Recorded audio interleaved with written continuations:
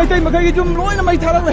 Eo lang sipai ho eo lang nam sipai ho tau be eo lang ha.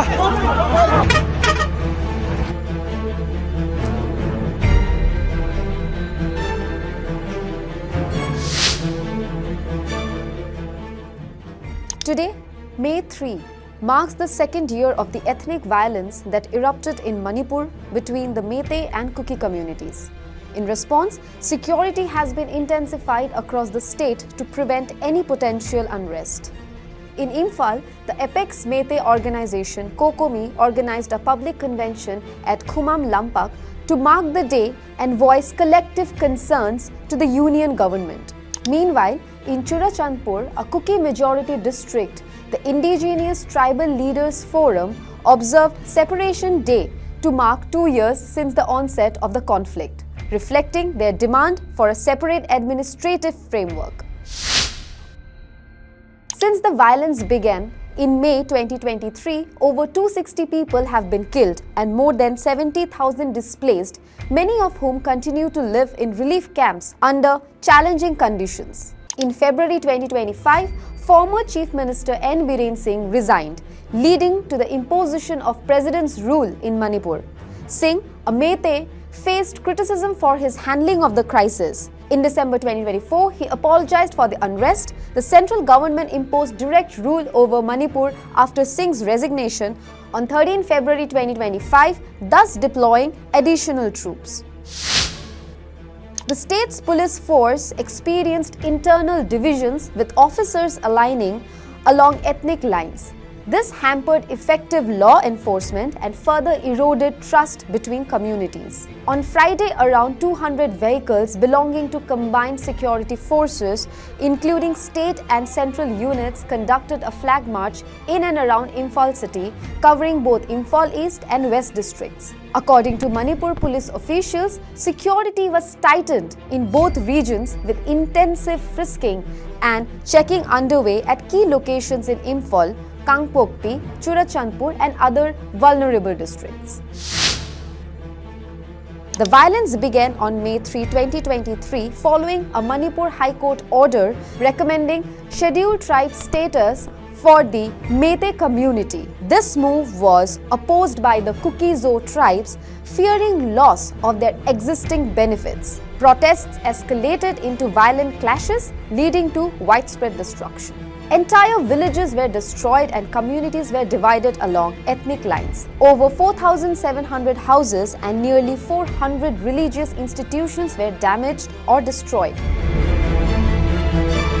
Relief camps, often overcrowded and lacking basic amenities, became the new homes for thousands.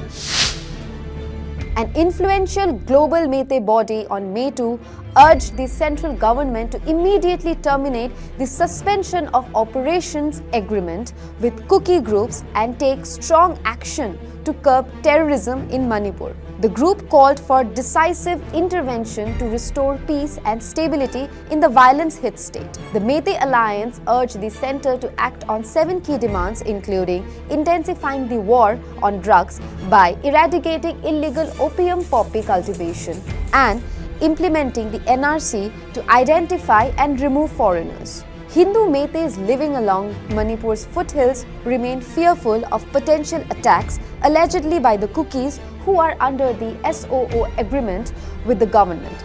The SOO is a truce that permits them to retain their weapons. While efforts are underway to bridge divides, tensions persist. The Kuki-Zo Council, formed in October 2024, continues to advocate for the rights and welfare of the Kuki-Zo community, emphasizing the need for meaningful dialogue and resolution. Women in Churachandpur district have taken it upon themselves to ensure peace and security there. India Today TV saw women geared up with lathis, stopping vehicles and checking the identity cards of drivers and other occupants. Hundreds of women could be seen in the visuals. India Today TV also visited a relief camp in Churachandpur where nearly 400 internally displaced people live. Visuals showed how curtains hung on wooden planks serve both as doors and walls for the rooms in the camp. These rooms have been designated to a family regardless of their size. Displaced families continue to live in dire conditions, with limited access to clean water, sanitation, and healthcare. The trauma of violence and displacement has left deep psychological scars, especially among children. किसी की तरफ से चावल और सब्जी के लिए कुछ मिलता है वही खा के तो जीना पड़ रहा है और खुद मैनेजमेंट करने के लिए इधर उधर शुरुआत में तो बिल्कुल कमाने के लिए जगह नहीं था कभी कभी रोजगार मिलता है तो अभी जाते हैं हम लोग. The Supreme Court of India intervened, expressing concern over the state's handling of the situation. A committee was established to oversee relief and rehabilitation efforts, highlighting the need for a more effective response to the crisis.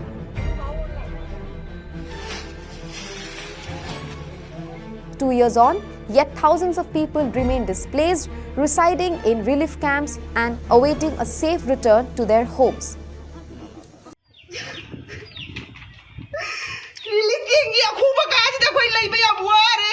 Internally displaced persons across various camps are now raising pointed questions to the governor. They ask, what purpose does President's rule serve in Manipur if their ongoing suffering remains unaddressed? What has become of the promise of free and secure movement? Where is the commitment to ensuring justice, dignity and rehabilitation for the IDPs? The anguish of these families, uprooted and overlooked, is profound. Their appeals are legitimate, yet the continued silence from those in positions of authority is both troubling and disheartening.